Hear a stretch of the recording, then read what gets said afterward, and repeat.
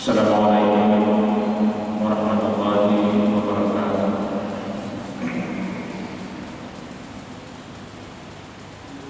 Bismillahirrahmanirrahim. Alhamdulillahirabbil alamin. Wassalatu wassalamu ala asyrofil anbiya'i wal mursalin Muhammadin nabiyil ummi wa ala alihi wa ashabihi ajma'in. Amma ba'du. Bapak-bapak dan saudara-saudara, ibu-ibu, jemaah salat maghrib Masjid Jami' Aisyah,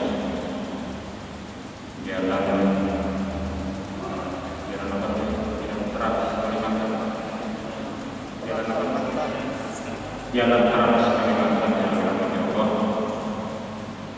Alhamdulillah, masyaallah, pada malam hari ini meskipun kita masih dalam suasana COVID-19, bisa bertemu dalam suasana salat berjamaah sekaligus sambil menunggu tibanya azan Isya. Kita bersama-sama ngaji satu dua ayat, satu dua hadis yang berkaitan dengan memahami ayat-ayat Al-Quran sebagai firman Allah, memahami hadis-hadis Rasul sebagai penjelasan dari firman-firman Allah, rasa beragama kita atau yang disebut orang dengan spiritualitas semakin meningkat. Memang kita masih dalam suasana yang terbatas, tapi dengan keterbatasan ini tidak berarti membuat kita putus semangat, karena di tengah kesempitan pasti ada jalan. Misalnya menggunakan sistem jaringan. Jadi sekarang ini semuanya menggunakan jaringan digital. Orang belanja, membeli sesuatu tidak lagi ke pasar. Sebenarnya juga ceramah seperti ini juga bisa. Tinggal panitia memfasilitasi Zoom atau Google Meet, bahkan ada yang tidak bisa, kemudian ditayangkan di sini dengan layar. Saya berceramah dari rumah saja bisa. Saya di Majelis Ulama Indonesia Provinsi sebagai Ketua Bidang Dakwah dan Pengembangan Masyarakat melaksanakan dakwah secara virtual setiap Kamis malam Jumat melalui Google Zoom pukul 8 atau pukul 20.30 dengan narasumber yang berganti-ganti. Itu ada alamat website-nya, saya tadi lupa membawa info. Nah, itu kami ceramah dari rumah saja. Nanti kalau ingin melihat ya bisa dibuka di HP atau di komputer laptop. Kalau diperlukan untuk jamaah yang banyak dalam satu tempat, tinggal dipancarkan di melalui LCD, bisa dilihat. Itulah cara-cara aman, cara-cara yang aman sekarang ini dalam rangka untuk melakukan sesuatu di tengah kesempitan. Jadi dalam tradisi ulama klasik ada suatu ungkapan, ma la yudraku kullu la yudraku kullu, sesuatu yang tidak bisa diambil semuanya, jangan ditinggalkan semuanya. Nah, itu saja. Jadi kalau kita tidak bisa melakukan pertemuan secara normal, jangan juga libur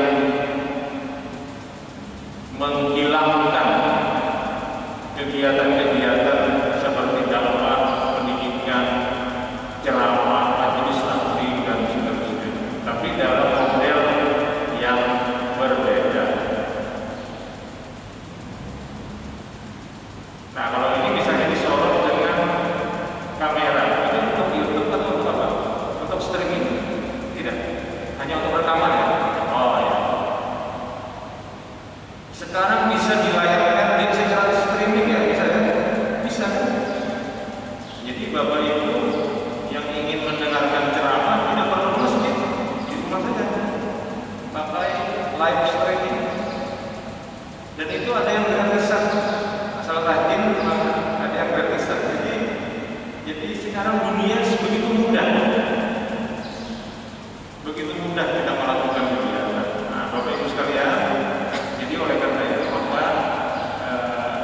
kenapa ini untuk sampaikan mengantarkan pengajian kita malam ini, bahwa kita berada dalam era yang sangat berbeda dari sebelumnya. Jika disebut dengan normal baru, bukan baru normal, bukan. Kalau baru normal itu kan hanya bagas dari penyakit. Bukan baru normal, tapi normal baru. Mungkin dulu dianggap tidak normal, tapi sekarang itu normal. Kita duduk pisah-pisah, salatnya beragam. Ini normal baru. Bukan berarti ini menyalahi agama, tapi memang sesuatu yang baru. Ya, jangan nanti safnya rapat.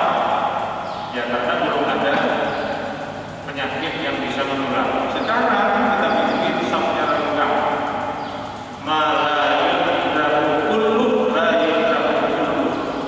Sesuatu yang tidak bisa diambil semuanya, jangan ditinggalkan semuanya. Cari jalan keluar. Nah, malam ini Bapak Ibu sekalian, ulun ingin menjelaskan tentang takbir. Ya, nanti mungkin ulun buka tanya jawab kalau ada waktunya. Kita awali masalah ini dengan ayat 49 surat Al-Qamar. Karena ini juga ada kaitannya dengan COVID-19.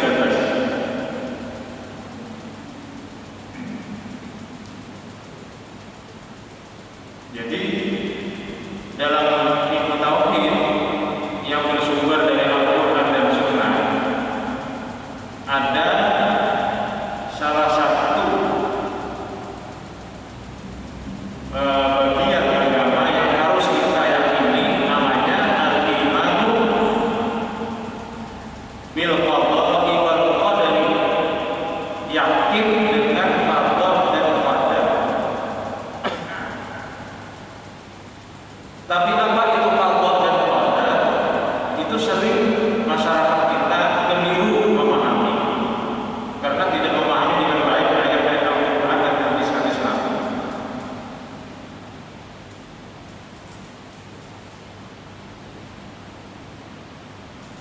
Jadi qada dan qadar itu dapat kita pahami wa annahu la yaqa'u syai'un fil wujudi hatta af'alul ibadi al-ikhtiyariyati illa ba'da ilmillahi wa taqdirihi. Tidak terjadi sesuatu juga pun di dalam wujud ini, dalam dunia ini, dalam keberadaan kita di alam dunia ini, illa ba'da ilmillahi wa taqdirihi, kecuali setelah berada dalam ilmu Allah. Ilmu Allah, ilmu Allah, wa taqdirihi, dan berjalan sesuai dengan ukuran-ukuran Allah. Jadi takdir itu ukuran.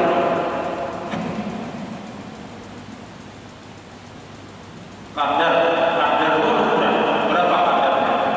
Kadar itu hitungan ukuran. Kalau Bapak buka kamus bahasa Arab, nanti ada alatul miqdar. Itu artinya alat-alat untuk mengukur. Ada meteran, ada timbangan, ada takaran. Takaran namanya mikyal. Timbangan mizan, bisa ditimbang, bisa diukur. Nah, jadi qada itu artinya ilmu Allah. Allah mengetahui apa saja secara tafsiri dan ijtihad.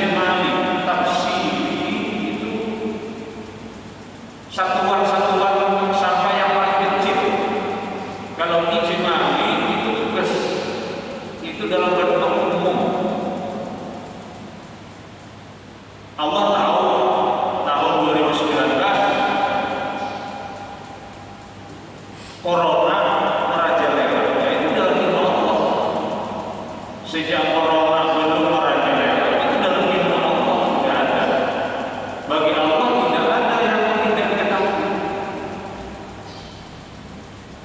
Semuanya dalam ilmu Allah, namanya qada. Ketika corona itu muncul di permukaan kemudian menyerang manusia, itu namanya takdir. Itu sudah dihitung, diukur, ditentukan oleh Allah dalam qadanya, dalam ilmunya.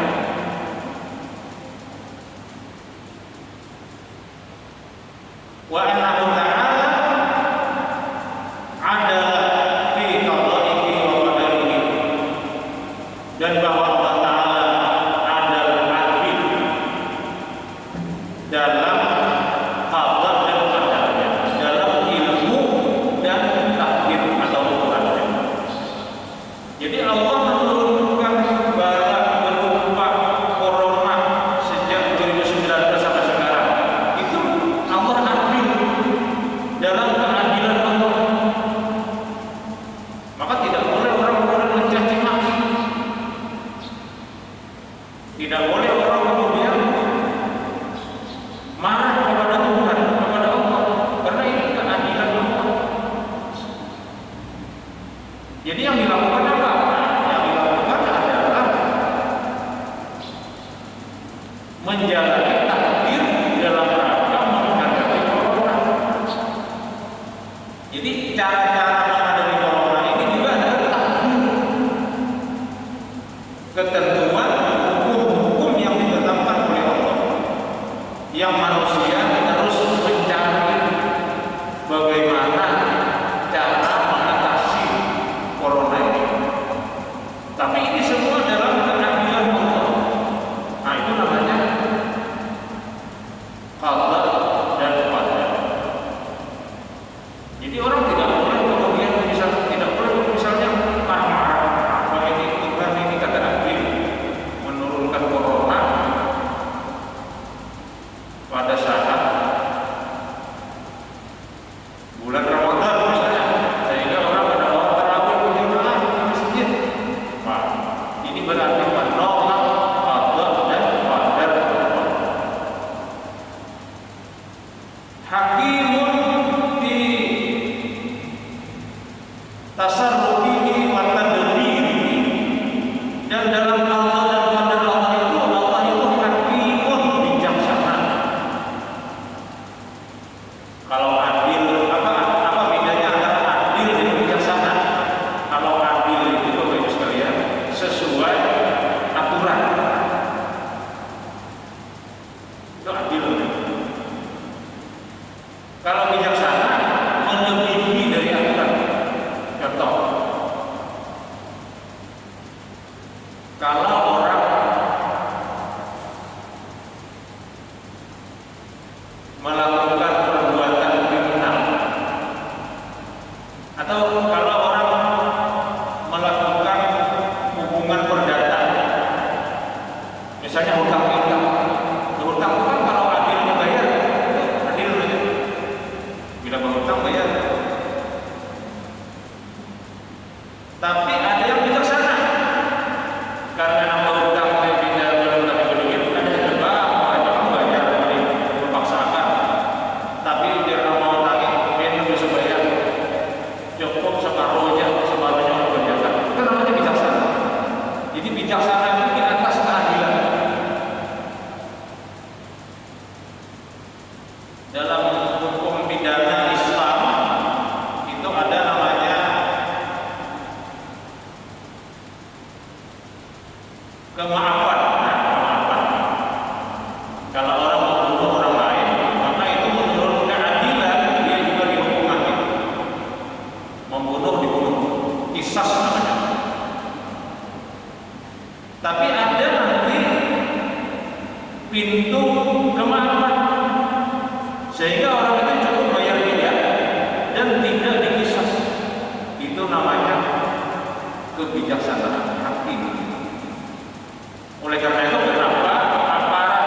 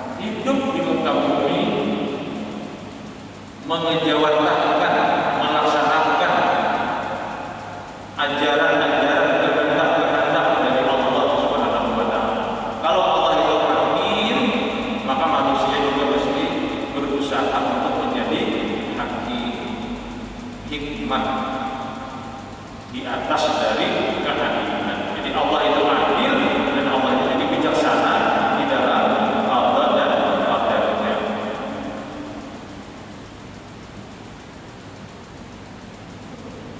Wa anna hikmatahu tabi'atun li masyiatihi, dan kebijaksanaan Allah dalam qada dan qadarnya itu mengikuti kehendaknya.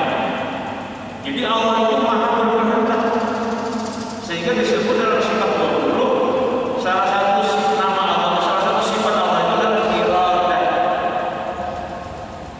Kalau menjadi muridun, iradah berkehendak, muridun orang yang berkehendak. Sebagai konsekuensi dari iradah muridun, namanya sifat ma'nawiyah dalam sifat 20. Iradah sifat ma'nawiyah, muridun sifat ma'nawiyahnya, konsekuensinya. Kalau Allah itu memiliki iradah, pasti Allah itu muridun.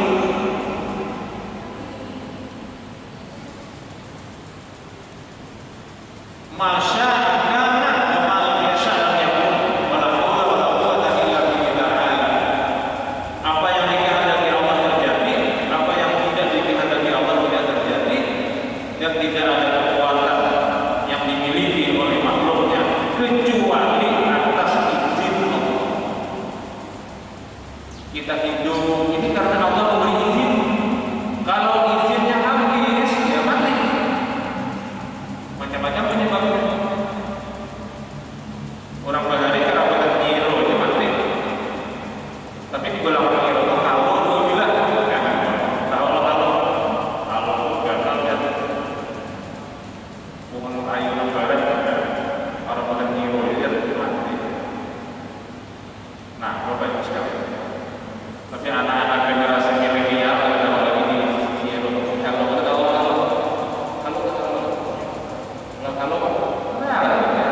kalau nyiro tak bisa jadi orang mati kan.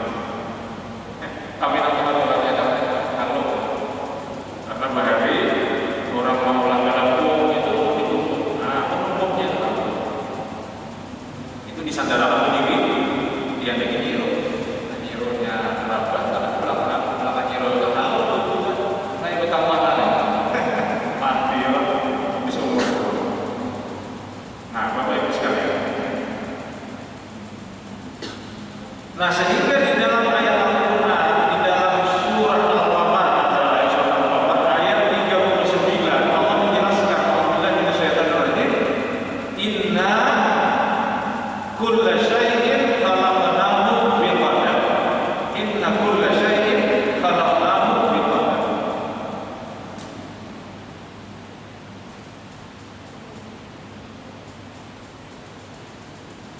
Jadi sesungguhnya kulla syai' berarti semuanya, segala sesuatu. Khalaqnahu, kami ciptakan segala sesuatu itu biqadar, dengan ukuran. Jadi takdirnya dengan ukuran-ukuran. Corona itu menular menurut penelitian para ahli kesehatan melalui partikel-partikel yang keluar dari orang yang terinfeksi corona dari mulutnya. Maka untuk mencegah itu lalu pakai masker, sehingga orang yang kena corona kalau pakai masker dia tidak menularkan kepada orang lain. Jadi itu namanya takdir, ukuran. Jadi Allah berikan ukuran. Corona itu ini menularnya begini. Lalu supaya jangan menular, dibikin penutup mulut dan penutup hidung, namanya masker. Dan ini menyebabkan ginjo ada banyak lagi. Nah, di sini terlalu ginjo lagi. Karena kelihatan operasi hidung ini ada baru lagi. Karena hidung tertutup juga. Ada tambah lagi pesek kita hidungnya atau macam mana kelihatan juga. Jadi tugas manusia itu adalah untuk meneliti, mengetahui takdir-takdir Allah di dalam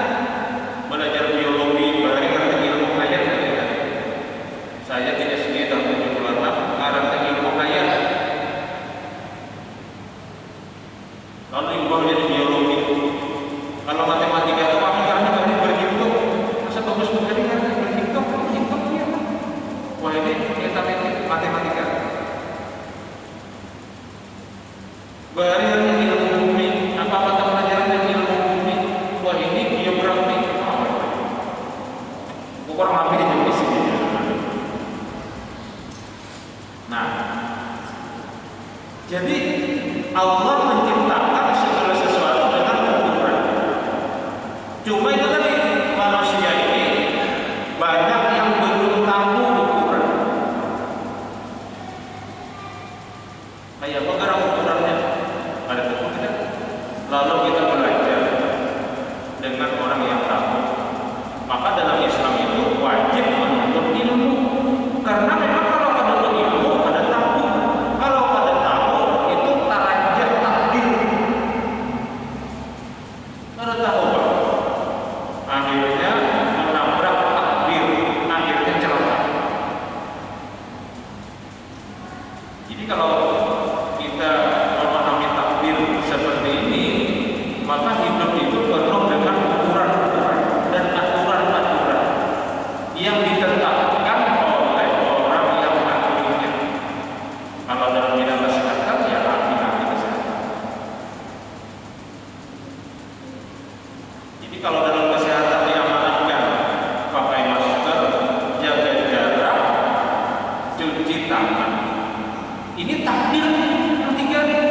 Takdir, ukuran, aturan dalam rangka agar jangan tertular corona. Kalau kita melawan ini berarti melawan takdir.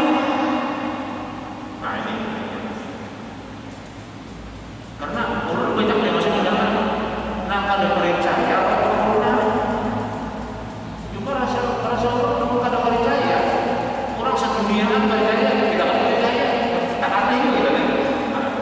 Berarti kada percaya itu karena tidak tahu aja. Karena kada tahu. Karena mereka kada tahu. Ya, mungkin karena tidak mencari tahu. Jadi harus dicari. Kenapa tidak mencari tahu? Ya, macam-macam lagi alasannya. Kalau kepentingannya itu tadi kada lapor ngalih. Karena pemaskeran ngalih juga. Karena kita merasa tidak bebas. Cuma kalau kita membaca kisah Nabi Ayub, ujar ini juga dia meminta sama Tuhan supaya ambil garing. Bahasa kita jelas. Apa jawaban Nabi Ayub? Ujar Nabi Ayub, ampuni semuanya sudah lawas sigar. Jadi kalau aku ini dicoba oleh Allah dengan garing, aku ikhlas aku menerima. Nah, Nabi Ayub. Nah, itu kita mengerti. Artinya ya ikhlas menerima. Itu Nabi Ayub. Tapi dengan keikhlasan itu akhirnya beliau disembuhkan dari penyakitnya. Nah, kembali kita ke persoalan qada dan qadar.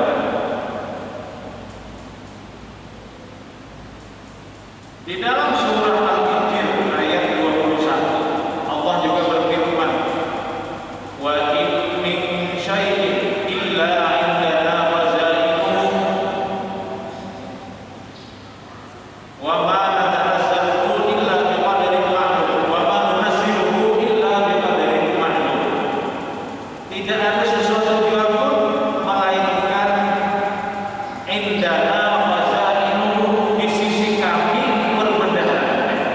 Maksudnya segala sesuatu itu dimiliki oleh Allah. Lalu wa ma nunazzilu illa biqadarin ma'lum, tidak kami turunkan, tidak kami keluarkan yang kami miliki tadi kecuali dengan ukuran-ukuran yang diketahui. Jadi artinya Allah menciptakan sesuatu itu biqadarin ma'lum, dengan ukuran yang dapat diketahui. Tapi harus berusaha untuk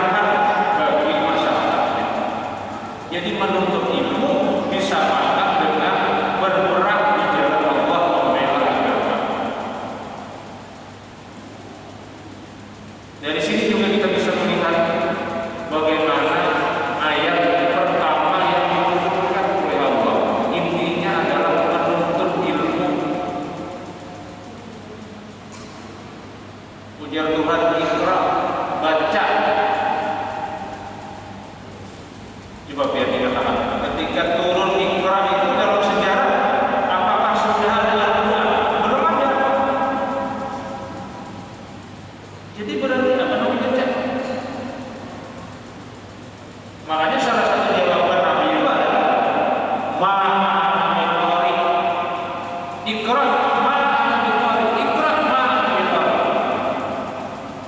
Ma ana biqari itu ada dua artinya. Yang pertama, saya tidak bisa membaca. Tapi arti yang kedua adalah apa yang saya baca. Ujar Tuhan baca. Ujar Nabi, kamu harus bisa baca. Karena Nabi ini ummi. Tapi makna yang kedua, ma ana biqari itu apa yang saya baca. Ujurnya orang baca, yang guru baca. Apa namanya baca? Bukunya kan ada, kitabnya ada. Tapi kata Allah, Iqra bismi rabbikal ladzi khalaq. Baca dengan nama Tuhanmu yang telah menciptakan. Jadi berarti yang dibaca itu yang diciptakannya. Berarti pada waktu itu apa yang dibaca? Yang dibaca adalah masyarakat Makkah, dunia Makkah, perdagangan Makkah, kebudayaan orang Makkah baca. Sehingga akhir-akhir ini dimanapun mulut-mulut itu selalu menjelaskan bahwa kalau kita ini membaca Quran itu biasa.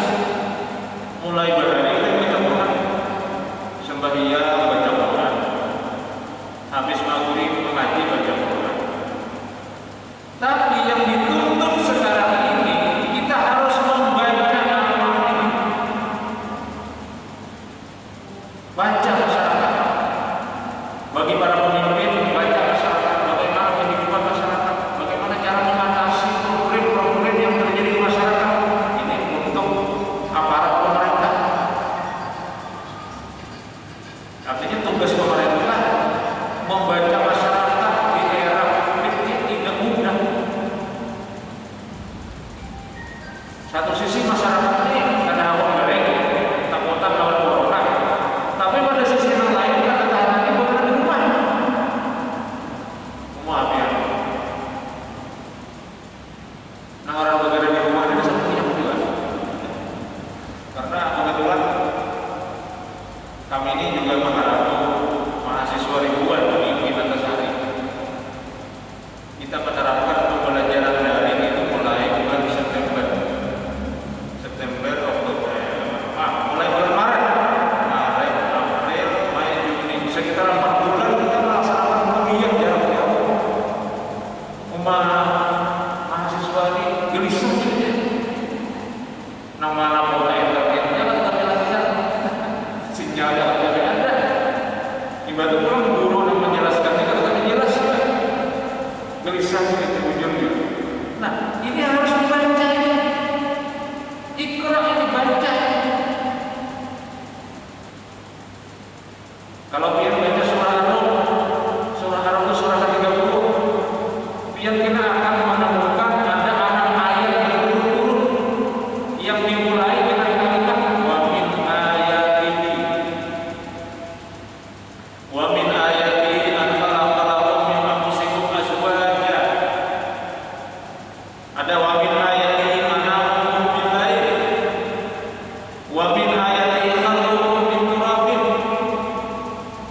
Jadi di antara ayat Allah itu adalah Allah menciptakan bagimu pasangan hidupmu. Berarti membaca ayat dalam konteks itu adalah membaca pasangan hidup. Kita sebagai suami sudah kali belum? Sudah kali? Sudah punya istri? Nah. Ini baru kira nih, potongan baru. Kalau kita sudah punya istri, baca itu surah An-Nur. Di antara ayat-ayat Allah itu adalah Allah menciptakan bagimu pasangan hidupmu istri kita. Apakah kita sudah pernah membaca istri? Subhanallah kita lihat.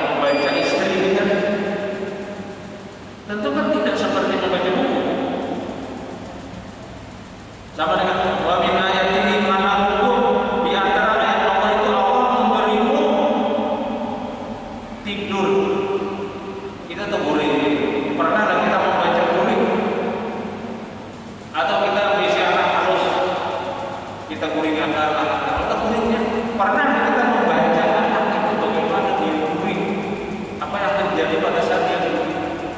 Nah, itulah tantangan hidup beragama kita sekarang. Kita harus membaca semuanya itu karena itu adalah ayat Allah. Dari membaca itulah kemudian nanti kita akan mendapatkan ilmu pengetahuan. Dari ilmu pengetahuan itu kita mendapatkan takdir Allah. Biqadarin ma'lum wa in min syai'in illa 'indana khazainuhu wa ma nunazziluhu illa biqadarin ma'lum. Surah Al-Hijr ayat 21.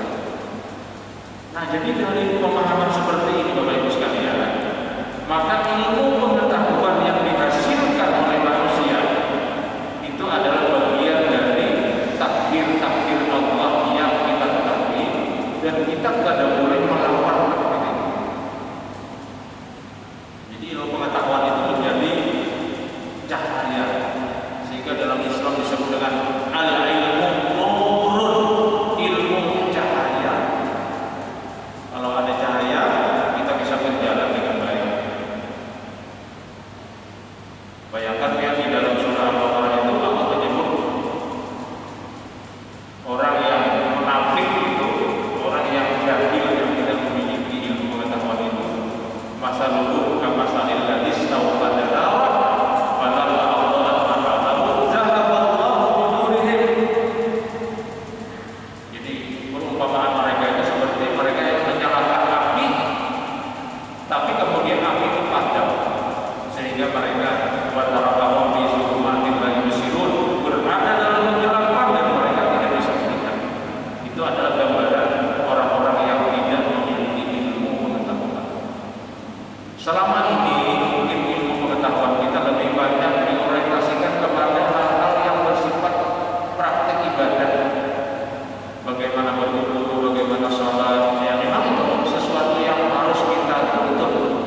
Tetapi ilmu pengetahuan dalam bidang kesehatan, ekonomi, politik itu juga harus kita pelajari supaya hidup kita ini lebih mudah dan bisa mendapatkan keselamatan. Nah, tadi udah anak tadi jawab, tapi kok itu nggak sampai lagi. Bisa tadi punya. Kita sarang kita kalau melayani sifatnya artinya kalau ada pertanyaan satu dua boleh. Kalau ada apa saja berapa? Katakan. Kalau ada apa? Pada dasarnya. Ya, demikian yang dapat menjelaskan. Nanti bisa biar pelajari juga minimal 2 ayat lagi. Belum sempat membacakan hadis-hadis Nabi tentang takdir ini sangat banyak. Minimal tadi ayat 49 surah Al-Qamar dan ayat 21 surah Al-Hijr. Dari situ kita bisa memahami makna daripada takdir Allah, yaitu ketentuan-ketentuan dan ukuran-ukuran yang nanti menjadi sesuatu yang disebut dengan pengetahuan, dihasilkan dari hasil kerja para ahli dalam bidang ilmu pengetahuan, baik dalam bidang fisika, dalam bidang alam, ataupun juga dalam bidang agama dalam arti sempit, yaitu ibadah kepada Allah Subhanahu wa Ta'ala. Demikian yang perlu dijelaskan. Mohon maaf kalau ada hal yang kurang berkenan. Pada Allah